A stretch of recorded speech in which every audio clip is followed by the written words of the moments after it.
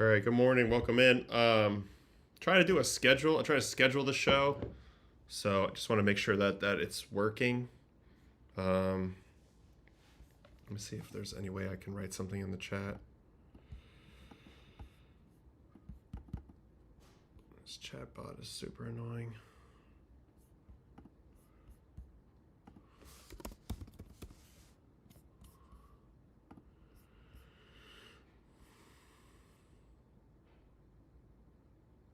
All right. Just wait another second. All right, a couple people are here. Hello, hello. All right, great. So let's head over and let's get started. Good morning.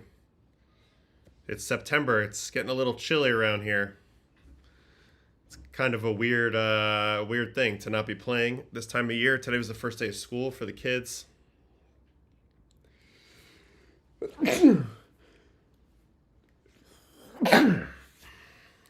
Must be the fall.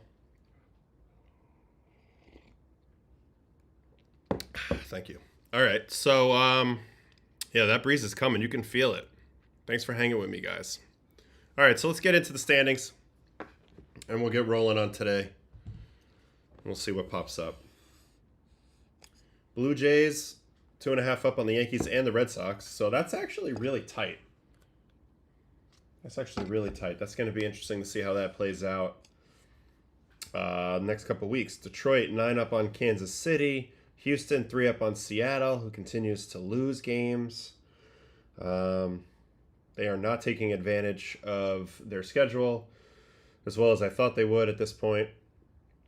Philly 6 up on the Mets. Milwaukee 5.5 now on the Cubs. And Milwaukee's actually come back a little bit back down to earth, just a touch. They still have the best record in baseball. But 5.5 is not the 8 or 9 that it was not that long ago. Dodgers 2.5 up on the Padres in the NL West. I don't think that's necessarily decided yet. We got 1.5 games separating Seattle and Texas now. Texas now has won 6 in a row. They're creeping right back in this thing. Which, you know what? It makes me feel good that they're creeping back in this thing and that they're not toast. I like the way Chris Young does business. I feel like his approach is really good. And it wasn't working out for most of this year. I even like them buying Merrill Kelly at the deadline. It does suck that, Nathan Valdi's out now for the year, but if they can sneak their way in there, I like their chances. I think they actually have they have the best run differential in their division. They're plus 94, Astros are plus 20, Seattle's plus 17. So by that metric, which you can take that with a grain of salt, actually thinks Texas is the best team in the AL West. Kansas City also lurking 2.5 back. Cleveland's now dropped to 500. It feels like a lot of the stuff with Clase really kind of hurt them. And in the National League, the Mets are 4 up on the Reds in the wild card. Giants have actually been pretty good in their last 10. 8-2 in the last 10. And maybe we'll talk a little bit about if we believe in the Giants or not today. We'll take a peek. Cardinals were my weak schedule team, but they're a negative 41 run differential, 3 games under. I don't see that happening.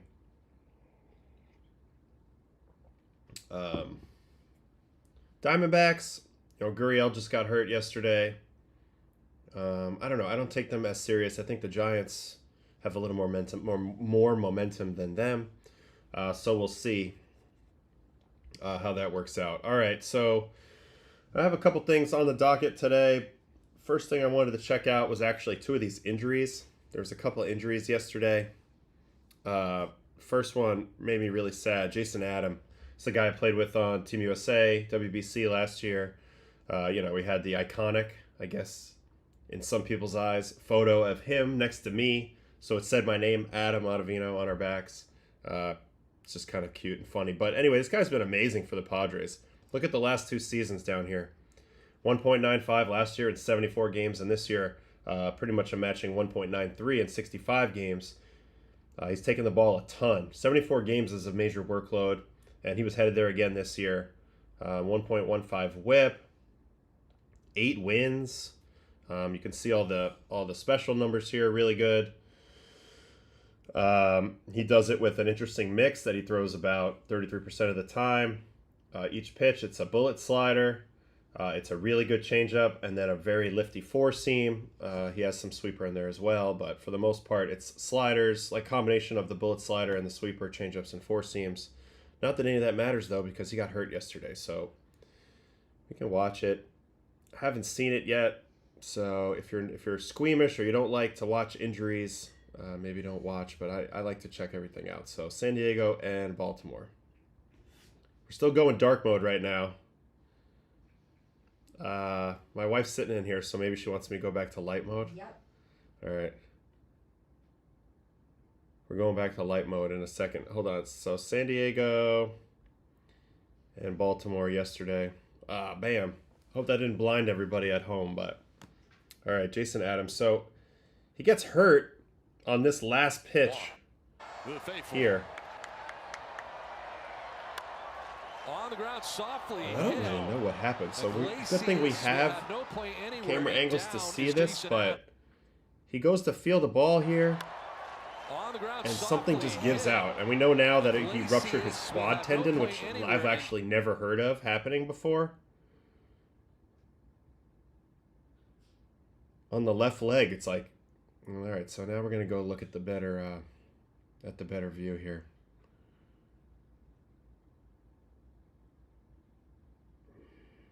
Really weird. Really, really weird thing to see. Hard to tell what happens here, but obviously we know. Oh. That's awful to watch. So he has his normal lead leg block, like very good in his mechanic, all good. Hops on it. I'm trying to look at the shadow inside his pant leg because it looks like something happens on that left, right above the knee. And he feels like it's a gunshot that goes off. Oh, and this is a guy who's dealt with a lot of really tough injuries his whole career, so I don't really want to harp on that too much. I'm not going to watch that anymore. But if you guys don't know the story of Jason Adams, this guy had a broken elbow. At one point, his elbow was so mangled with rehab, and it wasn't going well, that he couldn't even extend it. He weathered like 3 injury years to come out the other side and be one of the best pitchers in the game, one of the best relievers in the game. But yeah, early in the career, you can see there's a lot of injury stuff through this time. Started with the Royals, then he went to the Blue Jays. I remember him on 2019 Blue Jays because I was in that division. But then just an odyssey of only getting in 13 games the next year with the Cubs, 12 the year after that, before finally getting himself to Tampa Bay, where it really took off. 156 in 63 innings, 67 games, 8 saves for the Rays in 2022. Followed that up with another sub-3 performance for the Rays the next year. 56 games with a 2.98. Gets himself off to a good start again the next year with the Rays, 2.49 in 47 games. And then gets himself traded to San Diego, where he rolls from there. Had literally a 1-flat ERA in his first 27 games there. So that's why we saw those numbers from last year. 1.95 cumulative, and then this year 1.93. And I believe he was about to head into free agency. This is just a nightmare scenario for a player who's dealt with a lot of injuries. Felt like he was on the other side of them, and then a quad rupture is really strange. I don't even know what I would blame on that. I don't really think anything, but I feel bad for this dude. And you can see here, Kevin Acey of the San Diego Union Tribune writes that Adam will undergo season-ending surgery if the follow-up MRI confirms the initial diagnosis. So, I guess next year. But it's tough, you know. He's 34. He got to the top of the mountain now, finally. So he was looking at maybe a 2 or 3 year deal, given his age. At big money, though. But now who knows? Who knows if he'll play next year. So I just wanted to, that was kind of sticking in my head a little bit last night when I saw this injury news. And I wanted to see it, watch on the stream. But that one hurt. And then the other one that was tough was Shelby Miller. I read that he felt a pop in his elbow during his outing. So I guess we'll go try to watch that. Brewers, who they just play? Brewers and Philly. This sucks. I've known Shelby a long time. He was drafted with the Cardinals when I was there.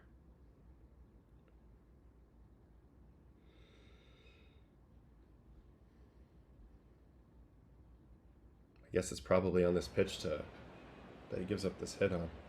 And a fly ball to left. Churio can't get there. It's over his head and up Bader against the smacks wall. a split. They're going to send Marsh. Ortiz has it. No throw. The Phillies take the lead on an RBI double by Harrison Bader. See if we can see anything from the pitcher here. No immediate reaction.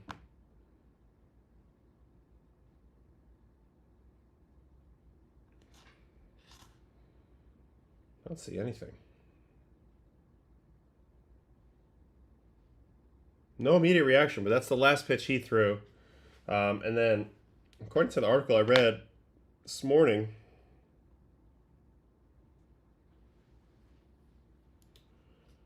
let's see.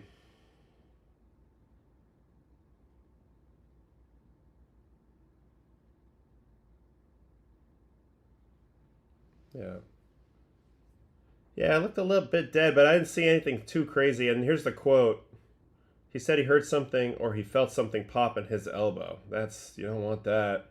So hopefully it's nothing. Maybe some scar tissue or something, because the Brewers are really relying on their bullpen guys to be good. And Shelby's been awfully good this year.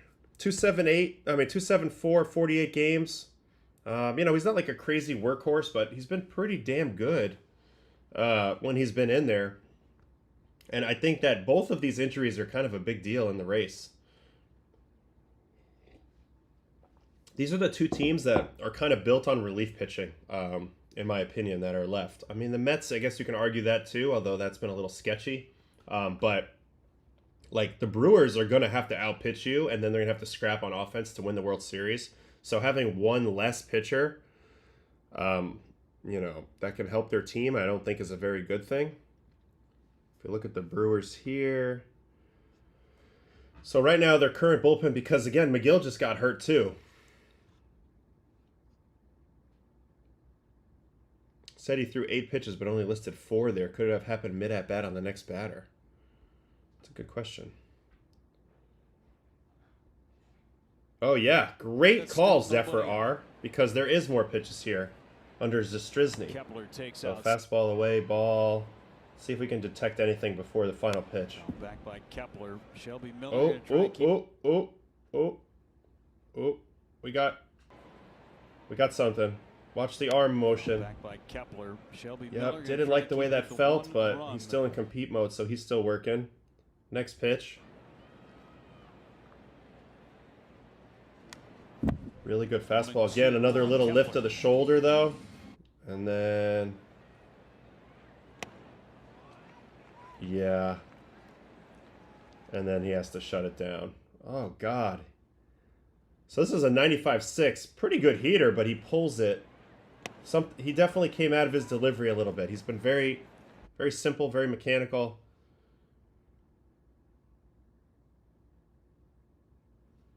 And he did not like the way that felt. Sucks. He's such a good dude. And again, the Brewers need these guys. But you could see it was building up there a little bit. 2 pitches before. Did a little elbow move. Hold on. I think you can see one here. Yeah, a little elbow move there, and then there's another little elbow move here. Hard to see, but then it looks like it lets go or something happens, so that sucks. But anyway, my whole point in showing this is like now we're in September. It's September 2nd. A couple teams are really built on their bullpen, the Brewers in particular. So of this list, Trevor McGill's now out with a flexor strain. Hopefully that's not worse. And he was their closer. So that means that Uribe has to now move into closing role. You got a lefty, Koenig. You've got another lefty, Ashby. And then you had Shelby Miller as your next most reliable right-hander, at least by the ex-Woba numbers. So now he's going to probably be out. So now you have to get a little deeper. You got to rely on Mears. You got to rely on Grant Anderson, whoever gets kicked back to the bullpen, like a Tobias Myers. But they can't afford to lose any of these dudes. And then let's look at the same deal for the Padres. Now, the Padres have a lot more depth. I mean, their bullpen's crazy. But Jason Adam, make no mistake, he was one of their top 3 relief pitchers by pretty much any metric. I understand Robert Suarez is the closer, but you just look at the difference in numbers. I mean, Jason Adams' xWOBA is a 264 this year. Robert Suarez is coming in at 312. So Jason Adam was the guy they're going to put in, against the best 3 hitters on the other team. Like if they're playing like the Mets in the playoffs, he's going to get Lindor, Soto, Alonso, that stretch of players. If it's the Dodgers, you're going to get Shohei, Mookie, Freddie. So that's how important Jason Adam is. Now somebody else is going to have to pick up that slack. Could be Morahone, who's been incredible this year. Could be Estrada. Could be Mason Miller. I mean, luckily the Padres are a little more covered than the Brewers are, in my opinion. But yeah, late inning injuries, very odd to see. Typically, you get to this time of the year, you might have some guys that are hanging by a thread, like an overuse situation, but you don't usually see acute, weird injuries like that at this point in the year. Your body's pretty primed. Were you trying to give me the heads up? No, I didn't even know you were there. But I was snapping just because it's like you don't see like the acute injuries as much this time of year. A lot of that stuff happens in spring on the ramp up where you kind of overcook it, overdo it. But that's not the case this time. You have kind of 2 random injuries late in the year, and I think those will impact the playoff races in a small way. All right, so good morning. Good morning, all the new people in the chat. Love you. What's going on with who? Manaea? Maybe we should watch a little bit of that start. I don't like to harp too much on the negative stuff, but I can take a look at what I see from Sean's outing yesterday. So Mets and Detroit. This is why I love the chat and why I think the live stream is really the biggest feature of my page. Come on in. Tell me what you guys want to see. Let's explore some baseball together. All right, Sean Manaea. Now, before we start with this game, let me just go take a quick peek at his Savant, just to see what we're looking at this year. He's now made 10 starts with a 5.6 ERA. He does have 59 strikeouts in 45 innings. The K rate's still really good, and the walk rate's actually been incredible. So something with this quality of contact is something that we have to watch out for. Now, velocity-wise, he's never been a really hard thrower, but every little tick matters. He's at 91.7 on the 4-seam, 77.9 on the sweeper, 5% on the changeup. So interesting there because the changeup was such a key pitch for him last season. Now, if we look a little further down, because last year was truly a breakout for Sean, a second breakout. I mean, he was good in Oakland, and then he re-broke out yesterday. Changeup, 11.7% last year, only 5% this year. Four-seamer, 31% this year, 61% this year. I don't really understand the usage here. This seems like this is a pitcher-driven thing. Like this must be a comfort thing. Maybe he's uncomfortable a little bit with his changeup. He's also kicked his sweeper usage up quite a bit. And the sweeper's been fine. Batting average 185, expected 198, similar to last year. Changeup. I'm just not understanding why he's not using the changeup. Changeup's got a better whiff rate. Changeup, even this year, 25% whiff rate. That's higher than his four-seam. It's really a good equalizer for him. If you look at his pitch movement plot, getting that changeup where it is, these green dots, pretty low down, has solid separation from the fastball. And I don't know, I just think 61% is too much fastball when you're only throwing 91. Now, I didn't really answer my velocity question. So 91.7 this year, only 92.2 last year, 92.4 on the sinker last year. The sinker's gone. Where did the sinker go? Where did the sinker go? Now, I know the xWOBA on it wasn't as good as the four-seam, so maybe they're trying to spam a better pitch, but I'm confused a little bit about the pitch mix decisions. Let me look at more seasons. So in 2023, 93.5, that's what he got signed off of with the Mets. Like the velocity had come back, some of the nastiness was there. But you see, changeup was the secondary pitch, was the primary secondary pitch for all these years. 2023, 2022, 2021, 2020. I think the changeup's a huge part of Sean's identity as a pitcher, so it's a little concerning that he's not using it. All right, so it's going to be a contact issue. He's not walking guys. He's still striking guys out. This is why this show is going to be important, because we can watch with some context. So he gets ambushed here on the first pitch for a dinger. And really, there's nothing to learn here. He just gets ambushed on the first pitch. You know, it's a good swing by Jemai Jones. Give him credit. All right, so then he's going to get a strikeout of Glaber. Jemai. Here. Wow. Here's Glaber Torres. So fastball down. Oh, hold on, let me see the shape. 10 inches of vert, which is very low in a fastball, but again, he's got very low slot, so that tends to play up in the zone. 2018. There's a sweeper. Here's a 92-6 four seam. At the top of the card. Spatter of the game. Home run, Yandy Diaz. The other thing is, when you're a left-handed pitcher, you're going to face a ton of righties, right? So Kevin Cash. So it doesn't make sense to be only four-seam sweeper. Short time for Manaea, but the There's a Tigers changeup. play to that. Good metric on it. 1.4 vert, negative 13 horizontal, but misses with it up and away. Time for Manaea, but the Tigers are. And then he's going to get him on a sweeper. AJ's got the Does look like his arm action has shortened up a touch.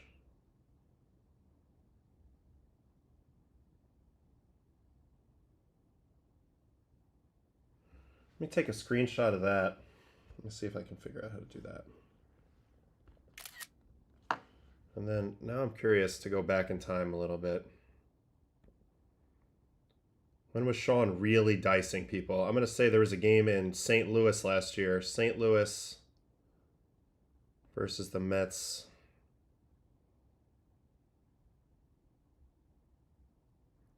'24. Yeah, Manaea. This game, he was shoving in this game. So I'm just curious to see his arm action for a second. And a 2-year deal with the Mets. Yeah, he's definitely tighter this year.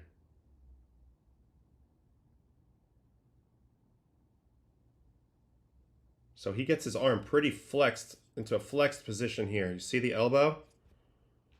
All right, let me erase that, and then we're going to compare the pictures. So this is very rudimentary. Again, I'm not a doctor, and I'm not in that clubhouse anymore. But now we go to photos.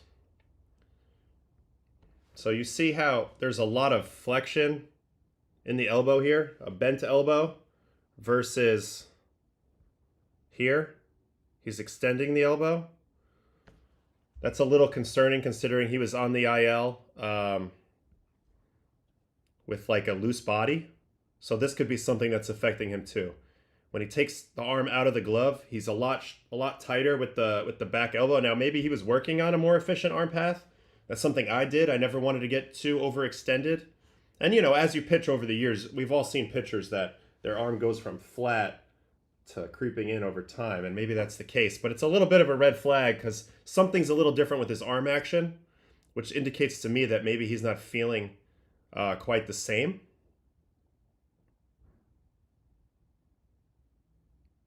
I don't know. That's pretty obvious to me right away.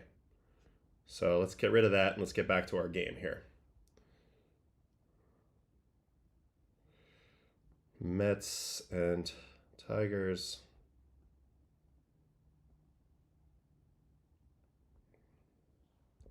Let me just see what you guys are saying in the chat while I click around here a little bit.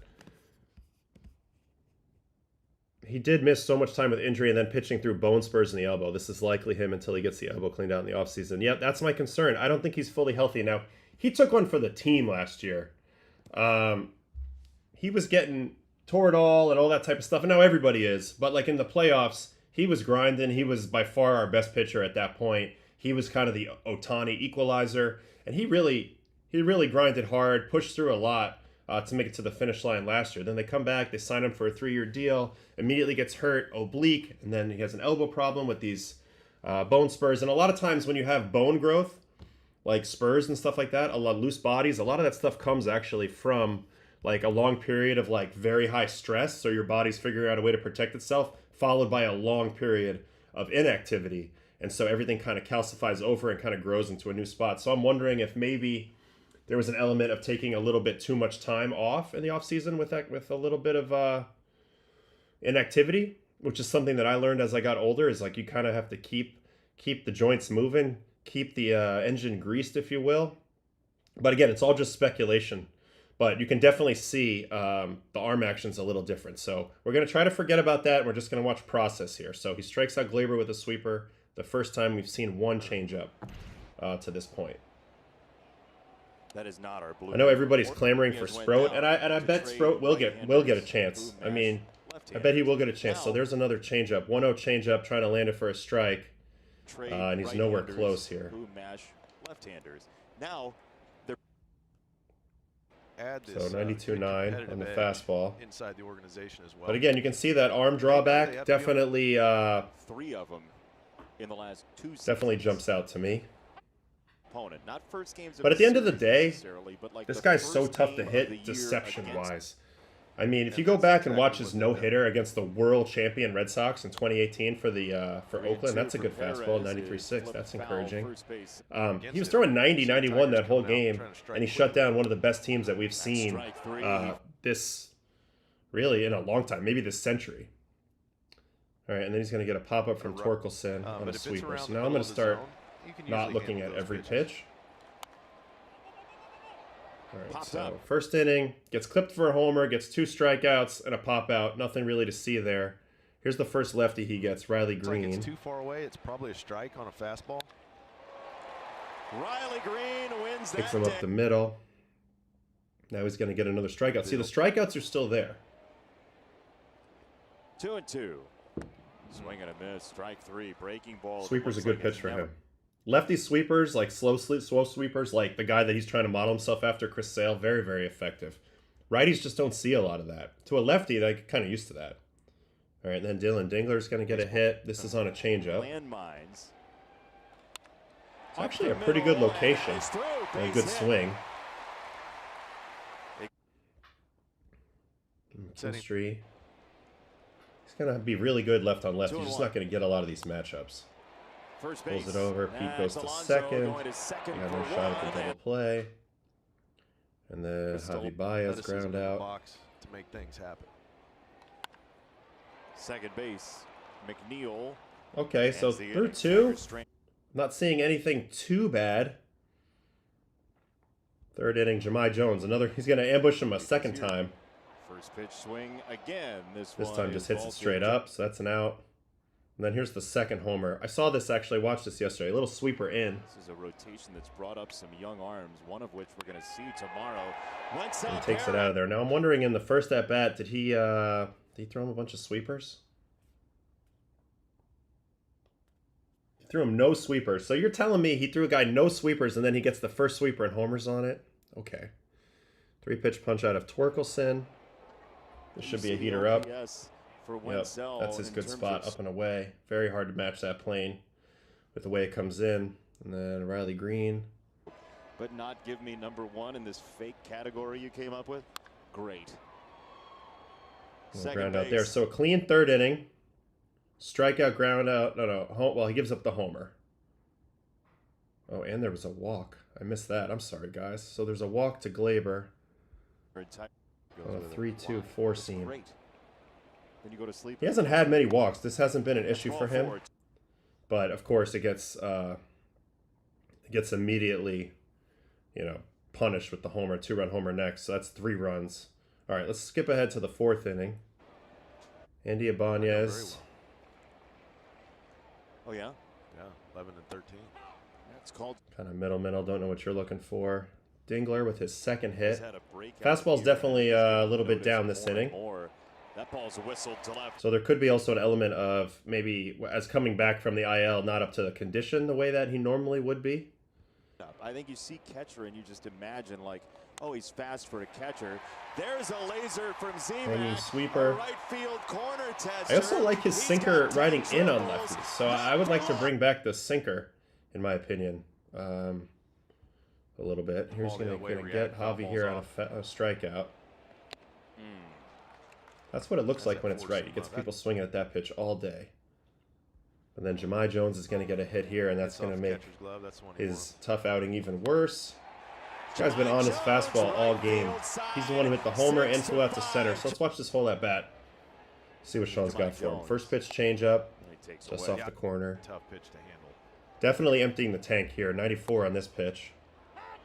Strike. Another one here. Beats him up top. Gonna go for it again. McKinstry way down the line at third. Fouls it off, This so is he's foul, going to right? quadruple up on the Gets fastball off the here, catcher's glove. That's and what it's a mile an hour slower and a little more down. Just didn't have anything else to go to there. And it doesn't look like the command is where he wants either. And then he's going to give up this last hit to Glaber, and that's going to kind of blow him up again. 3-1. Torres rips it to left. Boy, he. All right. So that's the game from last night, well, yesterday afternoon. We've looked at him in general. I want to look at him yesterday, see what type of adjustments he tried to make. Because trust me, they try to make adjustments every single day. Nobody sits on it. All right. So yesterday it has him for 61 fastballs, 18 sweepers, and 4 changeups.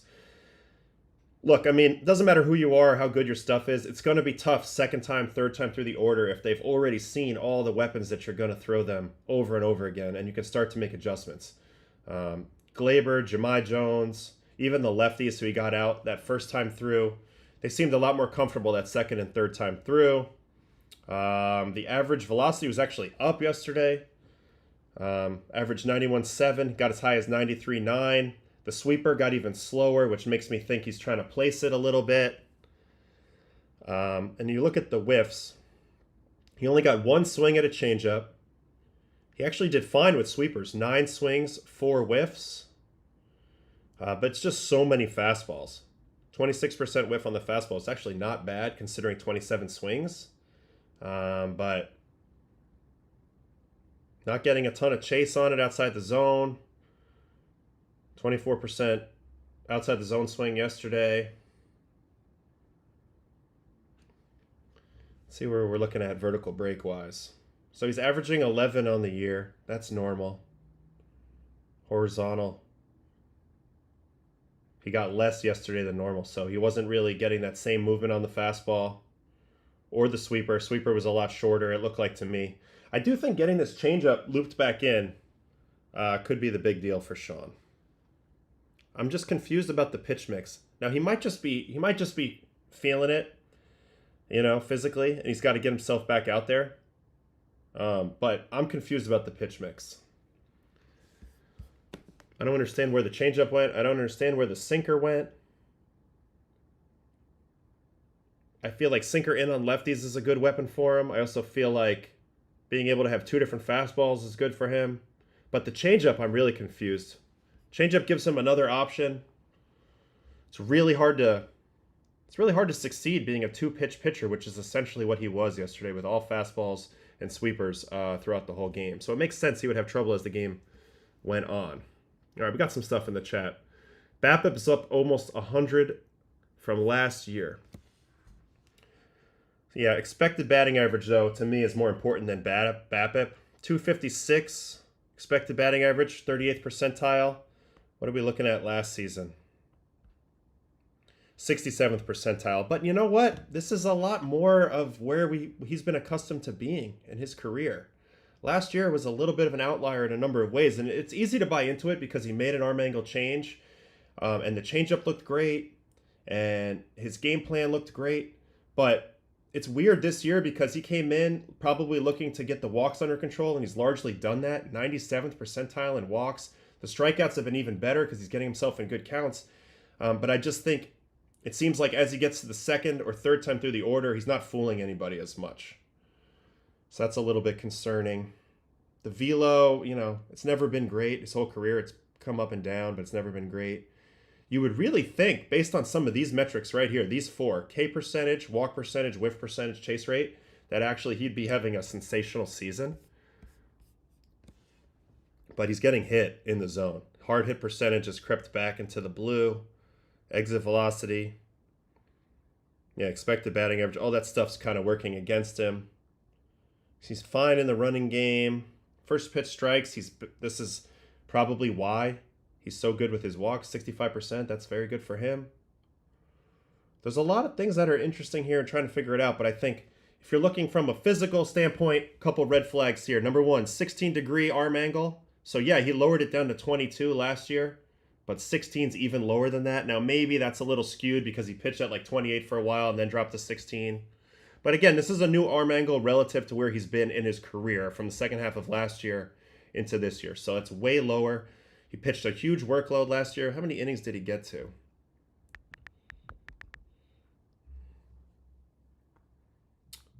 Big Sean, 181 and 2/3 for a career high last year. And then on top of that, you tack on playoff pitching. He threw another 14, 19 innings on top of that. So he was over 200 innings last year. And I think maybe the workload kind of caught up with the body. Came back dealing with some elbow stuff. You can see it in the video. It's clear as day from the two pictures. Arm flexions in a different spot. In this picture here from last year, you can see his arm gets pretty straight before he goes into his cocked position. This year, this is as much as his arm ever bends. So he's definitely dealing with some elbow stuff. And it can be really hard to compete when you're just not 100%. So I'm going to chalk it up to that a little bit. I think that's my guess. He's just not 100%. He never got his feet under him this year.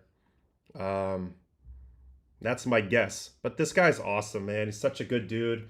He has such good head on his shoulders. I think if there's anyone who can find a way to kind of make an adjustment from here on out and pitch with what he's got, it might be Sean. And I'm definitely thinking changeup needs to be a bigger part of this.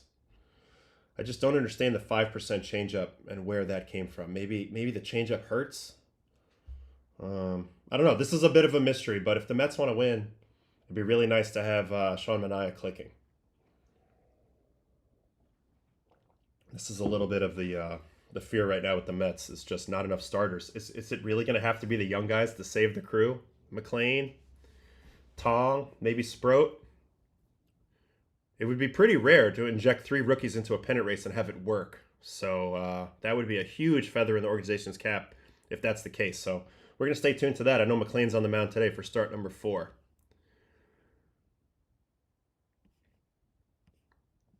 All right, what else we got in here? Manaea has been fine for 3 to 4 innings other than yesterday. I think he's going to be helpful in a limited role until he gets the elbow cleaned out. Senga, I have no idea how to make him useful. Option him. Can you even option Senga? I don't even know. Senga, though, I mean, it's always just like if he's in the right mode. If he's in compete mode out there, he's one of the nastiest pitchers in the whole big leagues, Kodai.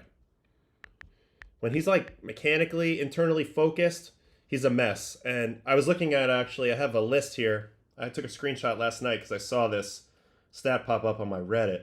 This is a list of the best and worst pitchers on first pitch strikes, and Kodai Senga is the worst in the league this year at 55.4 first pitch strikes. So to me, that's the big red flag in everything. He's just not getting ahead, and when you have such good swing and miss stuff, especially that ghost fork, you just need to be ahead in the count. He's not good at pitching from behind in the count. He doesn't really have the mix to pitch from behind in the count too much. Cutter was a big pitch for him in the past. Let's see what's killing him in run value this year. Cutter's been neutral. Sweeper's been very bad, -5, and the 4 seam's been very bad. So again, it's all about this split, getting himself in a good count to throw the split. Positive 8 run value. It's got a 130 batting average, 188 slug, 211 WOBA. Now, a lot of people would say, okay, just spam the split then, the ghost fork. But the problem is it's not a strike pitch for him. It does have 41% strike, 41.8% K rate, which is incredible. So again, get to the split. But how can he get to the split? That's the tricky part. And I think that's what he's running into a little bit for Kodai. So that's what I'm a little worried about. Getting him back in compete mode so he can focus and get ahead in the count and then go from there.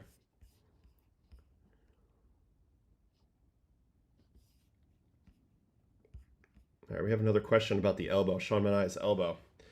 A lot of times you struggle getting to extension. This is what I struggled with as my elbow started to hurt before I had Tommy John and stuff. For me, it was like a sensitivity on extension. Like it wasn't like anything in the cocking phase. It was more like when I would get out here to release the ball, it would always feel like jammed up in here a little bit. And a lot of guys deal with olecranon injuries. Sometimes you actually break this bone. They have to put pins in it. But on top of that, you just get calcifications in here, and your extension and your flexion gets a little messed up. Sometimes you'll have a loose body. It can move around and kind of lock you there. So a lot of people over time do try to get away from double extending. And that's what I did too over my career. Like I didn't want to like fully extend on the way back and then also extend on the pitch, like on my take back. So I would try to be a little more efficient, keep it a little looser. But for him, it's a pretty extreme difference. Like Right now, Sean's pretty cocked in, and last year he was pretty laid back. So that's telling me he's dealing with a little bit of elbow discomfort in getting to extension. So then he has to come back in there. I don't know. It's pretty common for this to happen. But I think it's just a symptom. It's showing a little bit that something's up. Something's up a little bit with that elbow. So that's concerning for any pitcher. You know, you're changing your technique to compensate for something you're feeling, and yeah, you're healthy enough to pitch. But again, like, you're not used to pitching with that arm stroke. Like, your timing could take a little time to get figured out with the new arm stroke. Good morning, Javier Moreno, thanks for joining us. Thanks for checking us out. All right, eyes on the insides. Yes, Senga still has all his options. Senga talks about parts of his body moving the way he wants. So this is another thing with Kodai. Like, and I love Kodai. Great dude, you know, really nice guy. It's just been fascinating to watch him from a distance. One of the more mechanically focused pitchers I've ever seen. Watching him play catch used to give me a little bit of a headache at times, just because he's always so internally focused. Where's my hip? Where's my arm? Is my mechanic coming good?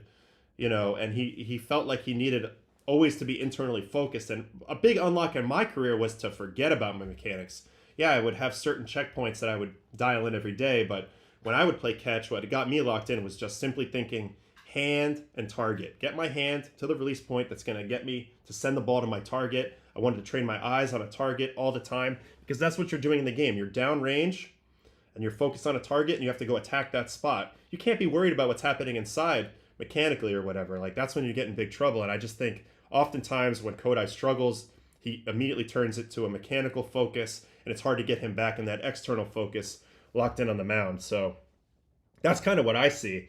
And there's a lot of like hoping that the pitches are going to go where you want instead of expecting them to go where they want. And that results in a lot of 1-0 counts, and you're kind of behind. And it sucks because, again, his stuff is probably tops on the Mets.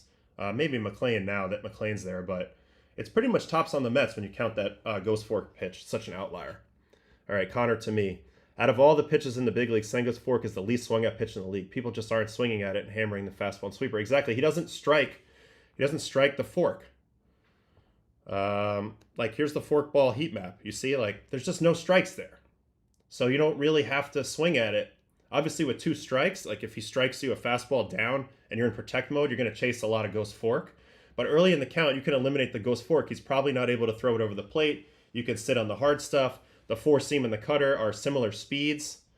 94.7 on the 4-seam, cutter about 90. So they're both in the hard band. Wow, this is interesting. I never knew you could click on one pitch. This is great. I love this. This is new. And also the 4-seam, like, it's good, but it's not insane. It's got good velo, but the shape is like pretty much average. And then the cutter shape, you know, actually moves a little bit less than average, just a little more rise. So those pitches metrically aren't anything special. I just think it's all about that split and getting to the split. So he has to figure out his contact pitch. And I thought in the really good year, his rookie year, if you go look at his run values, he had found the mix, and it was actually cutter. See, 20 run value on cutter in 2023. And that was the big thing. That was his strike pitch. If he could throw the cutter over the plate in 2023, and then when it gets to 2 strikes, he could drop the ghost fork. That was a really good formula for him. It looks like he's kind of lost that a little bit. So again, like, as a pitcher, you need to get to 2 strikes to strike guys out. And how are you going to get to 2 strikes? You got to throw the ball over the plate, right? You're not going to get chase all day. You're not going to get whiff all day. You got to throw the ball over the plate with the expectation that they might hit it. And right now, his contact pitches, the choices in those counts just aren't serving him very well. And ultimately, that's torpedoing him at the moment. So, you know, it could be a quick fix, could be a mental thing, could be a mechanical thing, could be a location thing. But again, I would like to see him get back into compete mode a little bit better. All right, what else we got? Do you think you'd be interested in coaching or consulting at some point, looking to stay in the content space? I'm having a lot of fun in this space, talking baseball, kind of doing it our own way. But I want to manage, or I want to run a team someday. I don't see myself as a coach. So I've answered that question a few days in a row. I don't see myself as a coach. Definitely not a pitching coach solving the same problems, but I'd love to compete. Like, I love being in the arena. I love having a chance to win something. In my career, I never really got to win anything. So I would like to get across the line and have a big hand in that. And I think managing is something that I'm kind of born to do, in my opinion. All right. So that's a little bit on the Mets situation. What I really wanted to watch a little bit today was a little bit of the Cubs. Cubs had a nice comeback yesterday. It was, who'd they play? Atlanta, that's right. Cubs in Atlanta. Atlanta's having a miserable season. It's crazy to see because they've been so good my whole career.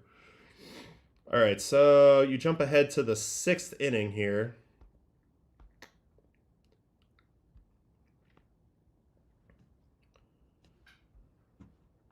And this is where it gets interesting. So 2 outs and 1 guy on. PCA comes up. Now, PCA's been scuffling a little bit. And he gets the 0-2 count. He chases this first pitch slider. Having the oops. Like that. Here's your 1. And that clips the corner.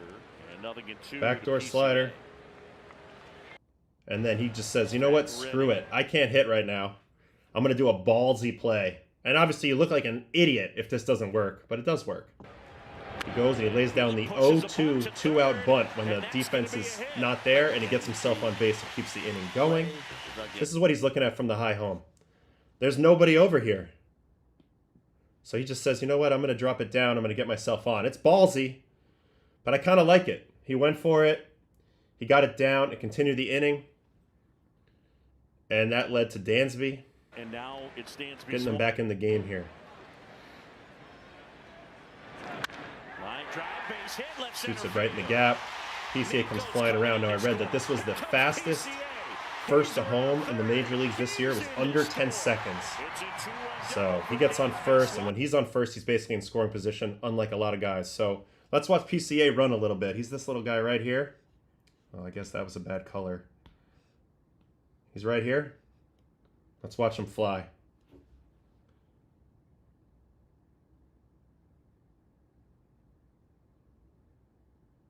Here he comes around third.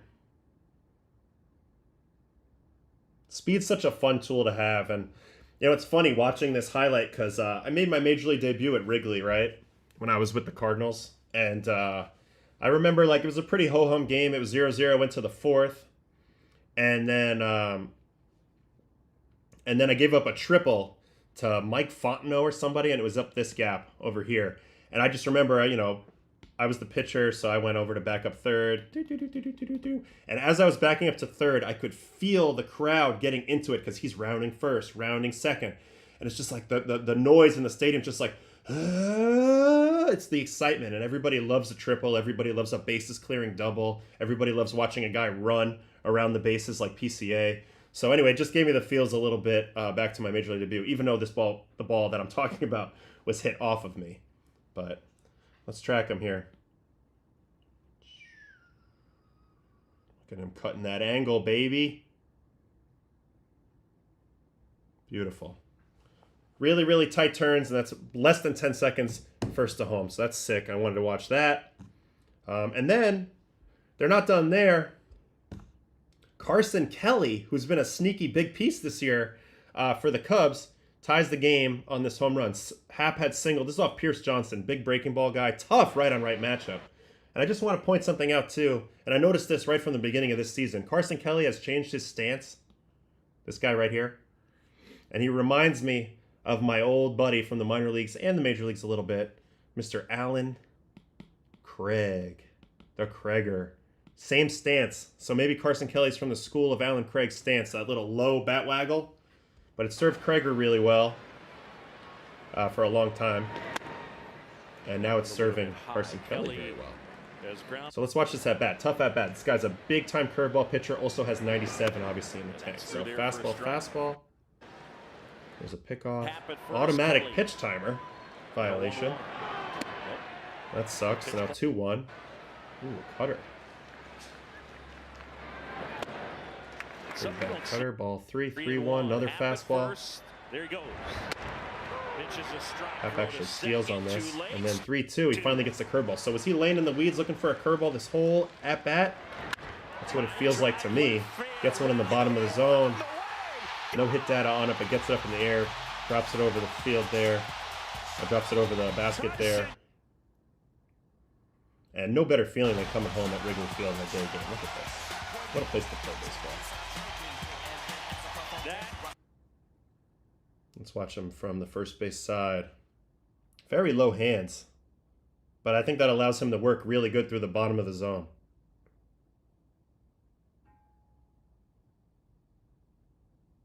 Yeah, all he's going to be able to do is really work through the bottom of the zone with those low hands. But that's what he does here. He ties the game up with a nice swing. And then Carson Kelly comes up again to win the game here in the 10th versus John Brebbia. So man on third, 2 outs in the 10th. And he's going to get a hit on a first pitch breaking ball. So again, let's not throw another breaking ball spinning in the middle down to Carson Kelly. Seems like a bad strategy. 104 at 17 down the line. Game tying hit, walk-off hit, sick game for him. And yeah, he's been pretty solid for them. This is his best year hitting by far. 793 OPS, so basically an 800 OPS behind the plate. That's a huge boost in performance from what teams are used to getting from catcher. And you can see the controllables are really good. 92nd percent chase rate, 79th whiff rate, 77% K rate, 84% walk rate. So controlling the zone really well. Also doing a great job with blocking and caught stealing. So he's been a pretty damn good player for the Cubs this year. One of the reasons why they're in such a good spot. But I don't know if they'll catch the Brewers, but I want to give Carson Kelly some love because he's had a big impact. And then when we look at PCA, because, yeah, definitely the second half has not been as kind to him. He's now under 800 OPS. But let's not forget all the things he does really well. 100th percentile in fielding run value. And 94th percentile in base running run value. Obviously, that's not just steals. That's also things like going first to home in a blink of an eye. And the batting run value, it's still above average.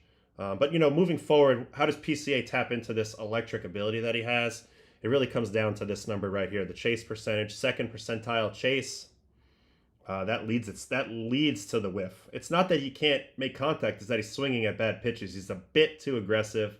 So I think he's going to have to figure out how to be more selectively aggressive because when he puts the ball in play, look, he's got 97% sprint speed.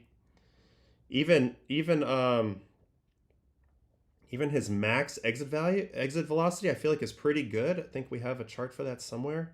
Yeah, max EV, 77th percentile. So he hits the ball really hard. But if you don't hit it, then you can't take advantage of your incredible talent. Now let's see if there's any pitches that are chewing him up. Sweepers, splits, slurves. He's killing curveballs. Killing cutters, killing changeups, and fastballs he's about neutral. So nothing really glaring there. Just control the zone a little bit better, I would say. I mean, the chase percentage is crazy. 42.3% chase. Just get that to 35. Just get that to 35. And then you'll be great. All right. Let's get back in the chat.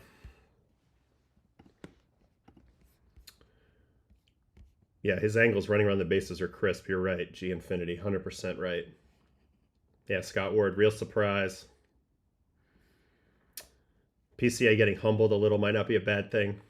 I don't know. I think I want him to play with reckless abandon because that's what makes him a great player. Like if I was a manager, I wouldn't be doing that. I would just be talking him a little bit about playing a little bit smarter, not necessarily harder. Like picking your spots, figure out, at this point, the pitchers in the league know that he's going to swing a lot. This is like what kind of happened to Javier Baez and a lot of guys. When guys are really aggressive, it's like throw strike one and then throw no other strikes. Make them, they're going to swing at everything anyway. Let them get themselves out. And if you're in a situation where they're looking to be aggressive, throw a borderline pitch first pitch. So guys know when guys are aggressive and how to kind of work around that. It just takes a little while to realize it. And he caught everybody's attention with the first half he had. So sometimes being so dominant and so good catches the other team's attention and they are able to focus a little more on how to beat you. And maybe that's getting to him a little bit this year. But again, it takes a long time to have a great season. We used to say that in the Mets clubhouse. It takes literally 6 months to be proud of yourself. So 3 months doesn't cut it. 4 months doesn't necessarily cut it. It's the full 6. And I guess he's learning that this year. But again, still been a great player. I actually think I'm going to do a video on PCA's defense. I'll do a watching video on that because he's electric out there and it's so fun to watch. Does having a shorter arm path actually correlate to arm health? I don't think we know anything about that. I think there's guys with long arms, short arms. You've seen guys go to ultra short over the years, like a Joe Kelly or a Lucas Giolito. Guys are really, really short. Giolito pitched the other day, right? So that was who Boston just played? Pirates. I'll give you an example of a short arm action here. My guy Gio. He used to be a long arm action guy, but then check out the arm action on him now. Right-hander, his first one. There is no arm action. That is a So a lot of guys do this, and I do think overall, the less total movement in your arm swing back does give you a better shot to get your hand to where it needs to get. Because the most important thing you realize over time as a pitcher is just getting this hand where I need to get it at release point. Everything else before that, you know, you have to work on drills for that, but it's all about being efficient and getting yourself to the point you need to get to execute your pitch. So if you have a really long arm stroke, you know, there's a little bit more that can go wrong than having a shorter arm stroke and then getting there. But it's a comfort thing. Some of the best pitchers in the world have long arm strokes, but I do think the phenomenon of throwing weighted balls tends to naturally shorten you up a little bit because you can't go as big with the arm stroke if you're holding a heavy ass object, right? So I think that's a little bit of nuance there. But here's a short arm. You know, but then you're like, I think, does Chapman pitch in this game? Because Chapman's got a much longer arm stroke. And looking to lock it up here in the... See, Chapman still gets pretty down and around. So again, there's no one way to go about this. It's a comfort thing, but ultimately you also want it to lead you into really good timing, sequencing and timing. So I don't think it's everything. I think being short can keep you a little more consistent, a little more efficient. But there's going to be things that crop up with either approach depending on your own individual issues that you're dealing with as a player. And the thing about baseball is you've been playing so long and throwing so many pitches over the years that things do crop up. And sometimes from a distance, it's hard to know what they are. And a lot of the adjustments you make are just a way to take another step to the next day and continue along your path. You know, you're not really worried about the long term. You're worried about how to survive your next day and your next day and your next day. So sometimes that's why decisions are made. And it looks to me like Sean Manaea, who this is all relative, this is about who we're talking about. He shortened up his arm a little bit because that's what he requires to do right now. All right, what else we got in the chat here?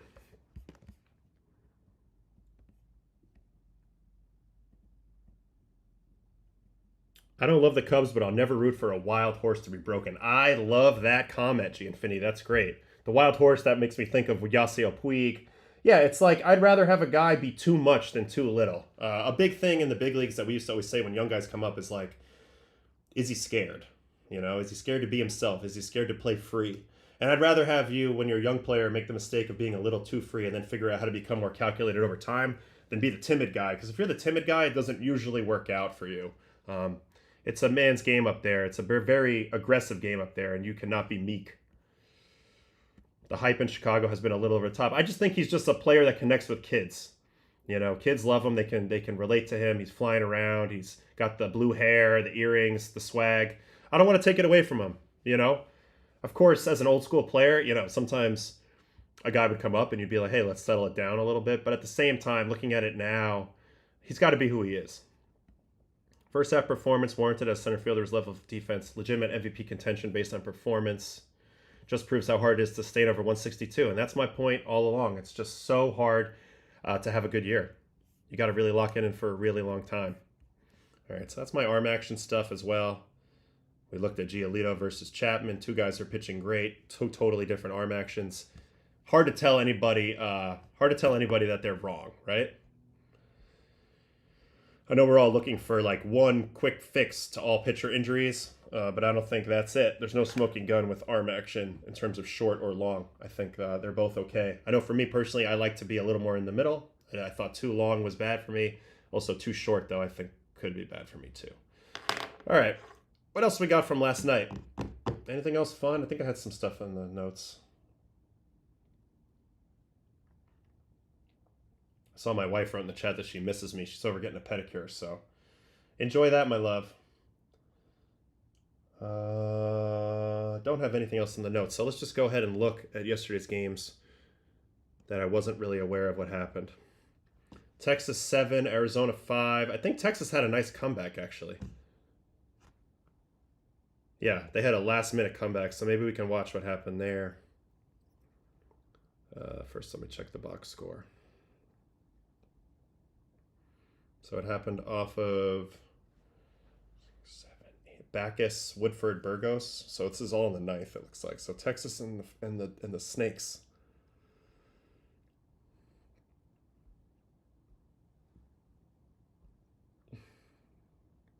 Big comeback here. Dylan Moore, base hit, a 9-pitch at bat. Start off the ninth. Dylan Moore, now on a different side of the end of the AL West rivalry. Pretty long time Mariner. Now he's on the Rangers. Funny how that works. Then we got a ground out. Adolis Garcia. Never seen this guy Bacchus pitch. Ground ball slowly hit to Perdomo. They get one. Marte can't quite.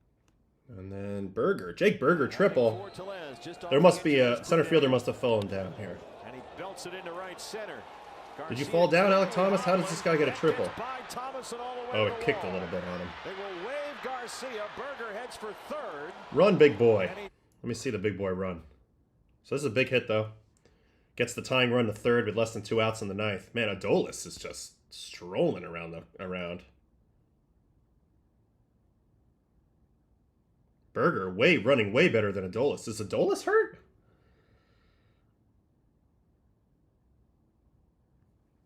Is Dylan Moore the guy who went 2 months without a hit while playing regular season? I think he is, yes. But you know what? What's funny about baseball is he'll come back and he'll like beat up the Mariners. That's how baseball works. So then they bring in Jake Woodford to save the day, and he does get a 6th strikeout of Josh Jung here for the sweeper. So he gets to 1 out away. Higgy works a walk. My guy Higgy. 3-2. Let's see the take on the 3-2 pitch. Ooh, good take, Kyle. And then Cody Freeman's going to get the big hit. Let's watch this whole at bat. Jake Woodford. Ooh, sweeper and a nut shot off Gabriel Moreno. Oh, you want to be a catcher when you grow up? Oh boy, that one caught. Oh!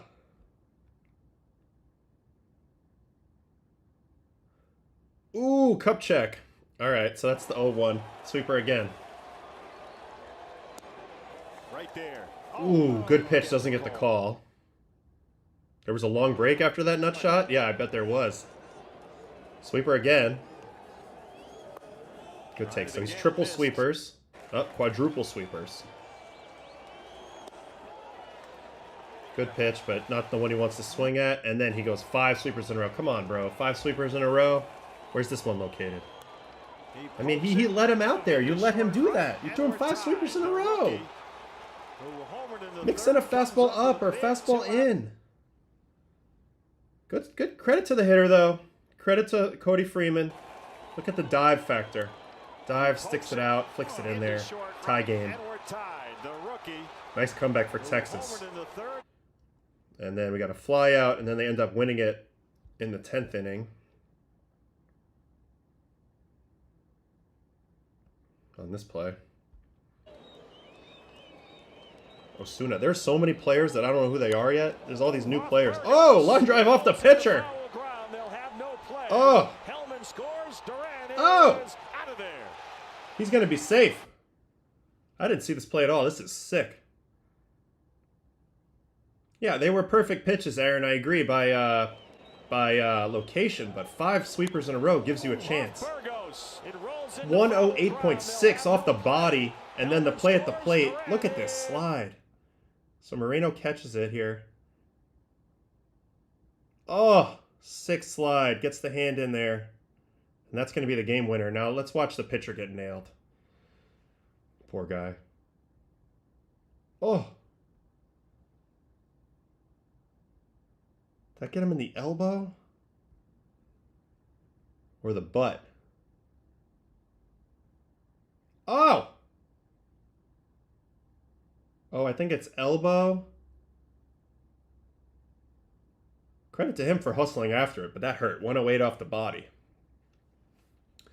And then Texas ends up shutting it down. Old man Chris Martin pitched the ninth, did a nice job. And then Sean Armstrong, who's had a pretty good year, ends up getting this final out with man on second. Texas trying to stay in this race. Up the middle. The old high four-seamer ground ball. Well, we'll take it. And Texas gets 2 1/10 on a 109. All right, Texas, you're back in it. Where are you guys again? 1.5 out of the wild card. So Tyler Moore or whatever, Dylan Moore has the chance to really affect this race. If these teams are going to probably play head to head. Imagine he goes like 4 for 4 against Seattle after getting no hits for them for what was it, 2 months in the chat? That would be ridiculous. That would be ridiculous. All right, what else we got in here? Have you done anything about Helsley and tipping? I've talked a little bit about this a while back. I looked at Helsley's numbers. We can go back and look at them again. They're fascinating in that his fastball has been getting crushed. So, look, there could be an element of him. He's been tipping the whole season. There really could be an element of that. But this is bizarre. -12 run value on 4 seams this year. He's never had a year with a negative run value since 2019 on his fastball. 420 batting average, but expected 327. Ex-WOBA, though, 405 on the fastball is crazy. Last year, it was 340. Year before that, it was 240. The whiff percentage, 16. Last year, it was 18. Slider is still looking great. How's his chase? Chase percentage still outstanding. So the chase percentage to me indicates that maybe it's not tipping. Maybe it's mostly execution. But they say they uncovered something. So I'm going to tend to believe them. And then I'll watch them a little bit. But for whatever reason, the 4-seam just hasn't been as effective this year. Let's see if what the movement was. I think I had looked at this once already and it was basically no different. Last year, 17.5 vert, 3.4 arm. This year, 17.7 vert, 2.3 arm. So I'm not seeing much there to go off of. If we look at his heat map, looks like he is throwing a lot of balls middle. So I don't love that. Slider heat map, a lot of middle, and then some good down below. Let's see what this looked like last year. 2024. 4-seamer was still middle, so hard to discount that. Slider was a little bit more located down.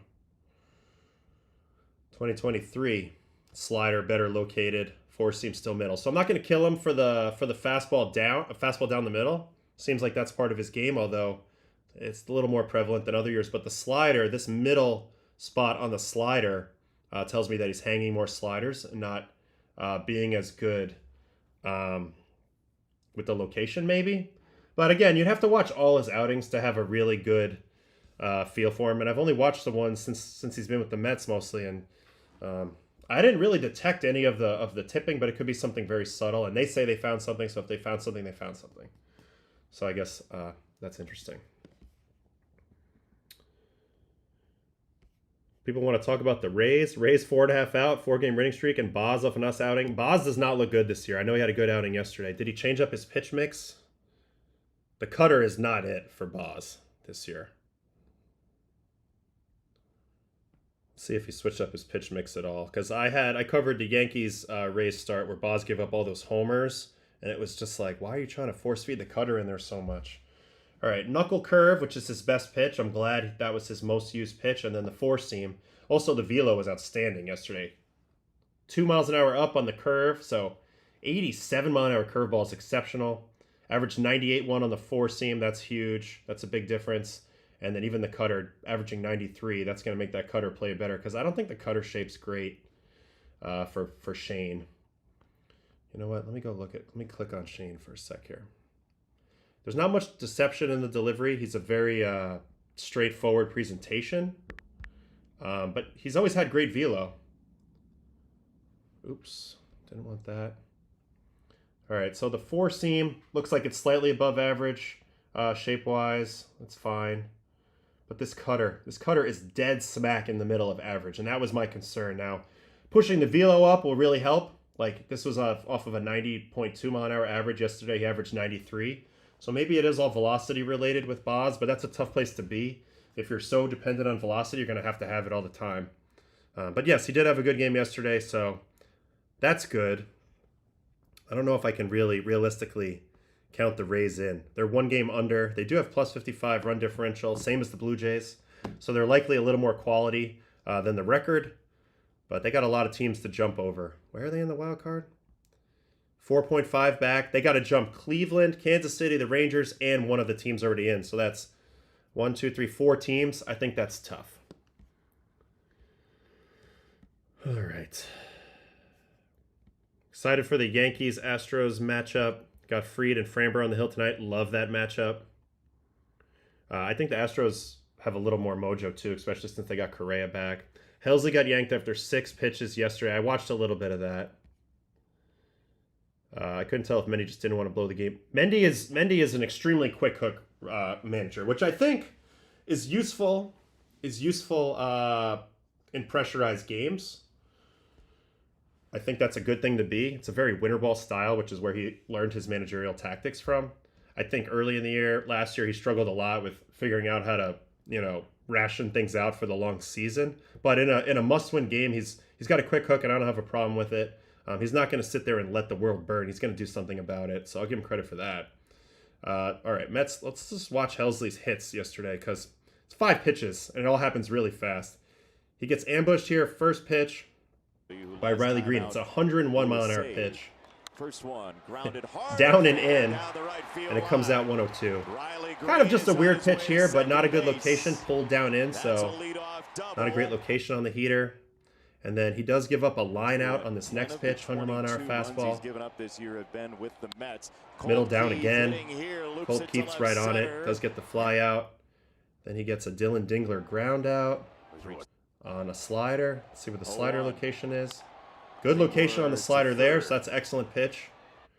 And then there's another ambush here You'd like on a to first do it pitch before slider. So Edwin Diaz 3 of the shows 4 hitters he faces hit the first to pitch. right field and down. This doesn't That's hit a very base hard, hit for but it's hit into McKinstry. no There man's is land. run number 7. And I think Seaman yesterday's has outing, his it's hard to second hit. point to anything. I think maybe you're ambushing because you got his pitches, or maybe you're just ambushing as a strategy. But I didn't really see anything there that would scare me off. Even the double, it's a ground ball double. You can live with it. The line out to center, he didn't hit it that hard. The ground out to third was really good location, and even the single here, McKinstry didn't really hit it very hard. So I hesitate to worry too much about yesterday's outing, but Mendy's not going to sit there and wait. He's going to get somebody in the game. So he got Brooksy in the game right away, and then he didn't mess around either. Edwin ended up pitching 4 outs as well. So you're going to see a lot of that down the stretch. Throwing 104 and getting hit has to be weird. I know. I often think if I averaged 98 or 99, where my career would have went. I mean, who knows? Do you guys look at advanced stats like these throughout the season, or are you guys most focused on stuff like pitch mix and mechanics? I try to stay away from mechanics unless I had to, but I looked at these stats every day. Like I would be, after my outing, I would be in my player breakdown, my bad, every single time, trying to figure out, what I need to be better at, making sure I'm staying on the right trends, and ultimately that served me really well over the years. Just checking things. Arm angle's good, spin rate's good, pitch movement's good. I want to make sure I was always dialed in so I knew what to work on.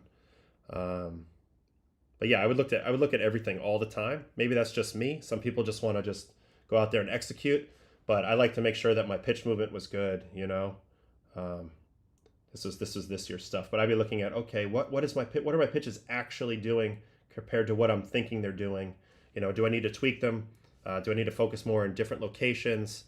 All that sort of stuff. And I would look at a lot of I would split up my stuff like versus righties or versus lefties. So this is just no games because I didn't really pitch much this year, but this is versus lefties. I would go look at, okay, what's working, what's not working, what do I need to throw more of? And I would try to figure out my plan, because generally speaking, you want to have a plan and you have a couple counters to it. But if that gets blown up, sometimes you got to go back to the drawing board. So I would do that a lot. Yes, I'm one of the dozens of Rays fans, Richard. That's funny. Credit to you, man. I think the Rays, if they played on the Tampa side, would have a ton of attendance. Well, we all know how it was at the Trop. Boz's fastball is so electric, I have no idea why he refuses to throw it more. The cutter sucks. I agree. The cutter's his worst pitch. Don't know why they're force-feeding it. I think his best pitch is his knuckle curve. I think. Curveball. It's got...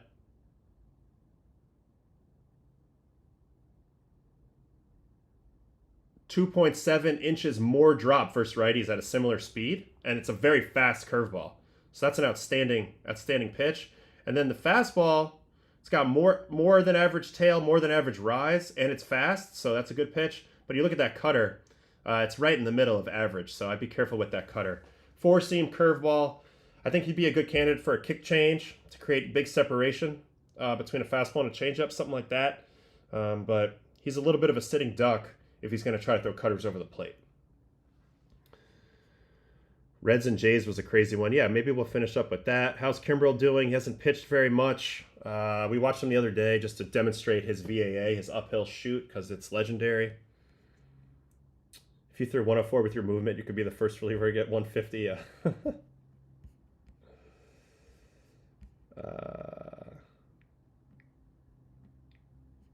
Do you feel any mental burnout when you're constantly reviewing in the season? Do you find it easy to decompress and separate work plus life?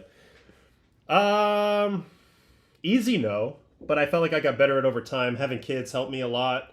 Living a little far away from the ballpark, so I had a 30-minute ride to kind of let things go through my mind, helped a lot. Having a family that allowed me to be obsessed helped me a lot. But I'm not going to lie. I would wake up in the morning and I would go look at my breakdowns if it had just updated, and I would try to get as much information as I want because I'm a sicko. I'm obsessed, and I wanted to be as good as I could be. And it was a lot of work for me to be good, so I don't know. I just took pride in it. I loved it. I loved every second of it. Being a Rays fan growing up in New England, but made it through. Had some comeuppance in 08, but that was about it. I mean, the Rays do what they do. They're always in the mix. But it's got to be a little tough because there's so much player turnover with the Rays. I think that would be the toughest part as a fan. As a fan growing up, I liked a little bit of predictability with the guys who were going to be on my club day in and day out, year in and year out. I watched my favorite players, Yankee players growing up, Derek Jeter, Bernie Williams, Paul O'Neill, they were there a long time. So you have a little bit of that expectation, like, it's your guys. You feel like you're connected to them. Yeah, Longo. Longo was actually in my draft, 03 draft. So he's a guy I played against going back to the Cape League. He was the guy, and then he didn't even stay the whole time. So it's tough. But, you think about all the great players that have come through the Rays over the years, especially on the pitching side. Crazy. James Shields, David Price, Chris Archer, Tyler Glasnow, Shane McClanahan, Rasmussen, Jeff Neiman. Remember that giant? There's so many studs over the years. I'm sure I'm leaving out some really obvious ones. And then the relievers, forget it. Like, they just make relievers overnight and then they trade them off. So it's pretty... Matt Garza. Great call. Richard Janvrin. Matt Garza. People forget about him. He was sick. Grant Balfour, Fernando Rodney, Jake McGee, Wade Davis. It just goes on and on. They've always had pitchers. Yeah, stop buying jerseys, guys. We get traded like crazy. I believe it. Okay. What else we got? Oh, wait. So we wanted to look at the end of that Reds game because both teams needed that game really bad. Toronto and the Reds. Maybe this will be the last thing we'll look at today. This has been a good stream. We've been rolling. Now that the kids are in school, I have a little more time. Especially while the wife is out doing whatever.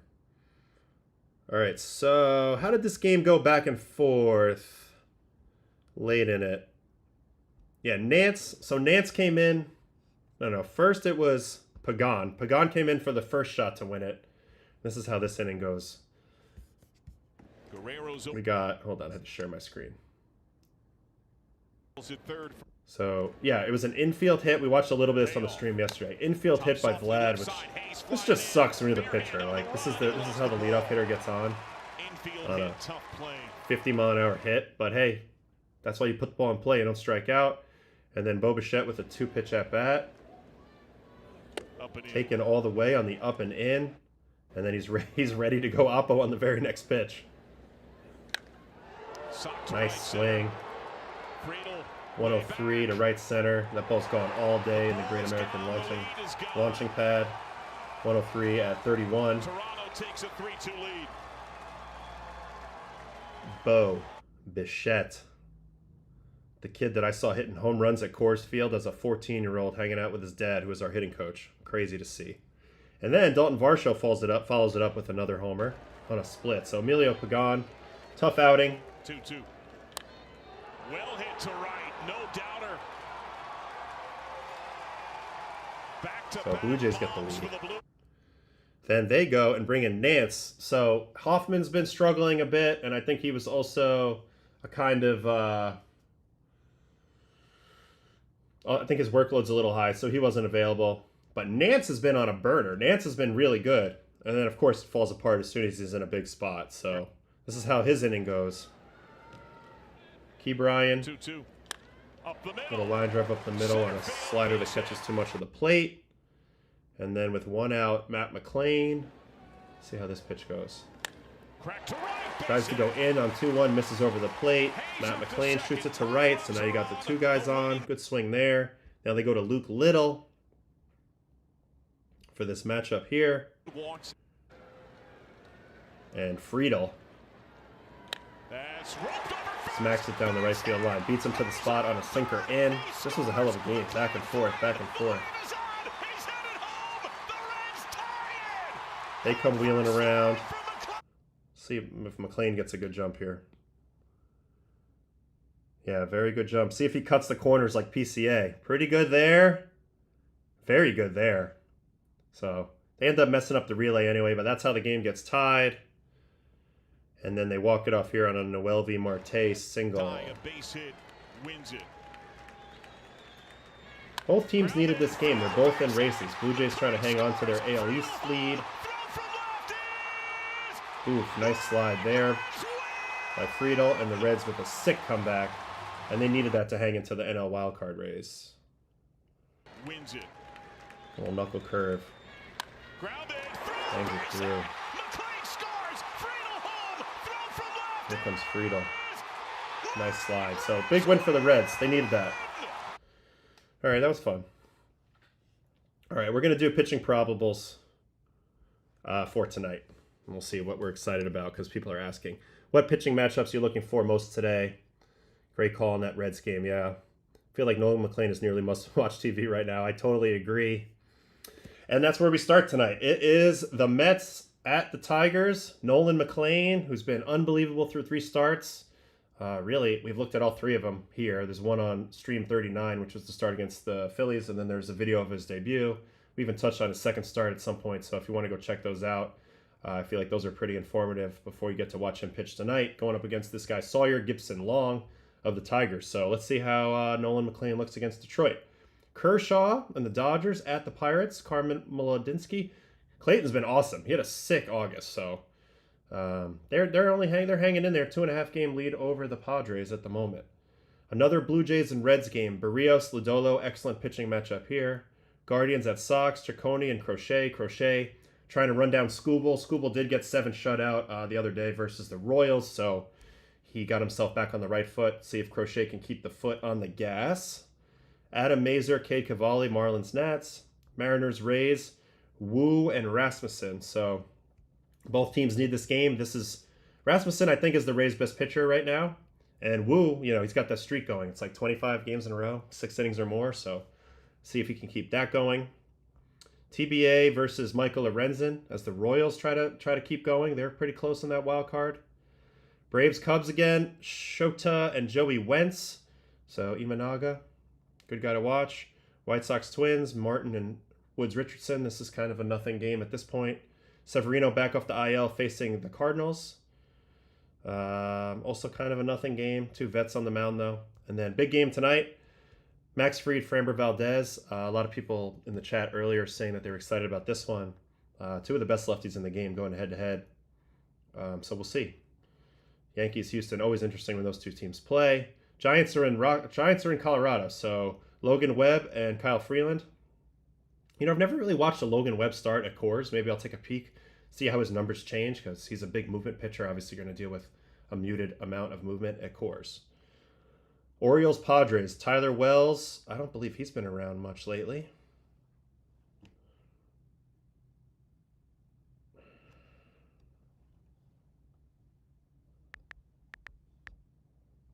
pitched this year?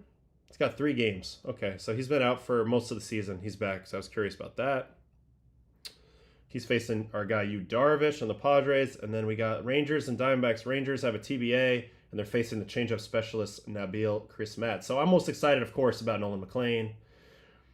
And very excited about watching Logan Webb at Coors, and then I'll probably be locked in on Max Fried and Framber. So those are the games I'm the most excited about. Not that those are the only games that matter. There's a lot of games that matter now. This is actually a good one too. Wu and Rasmussen.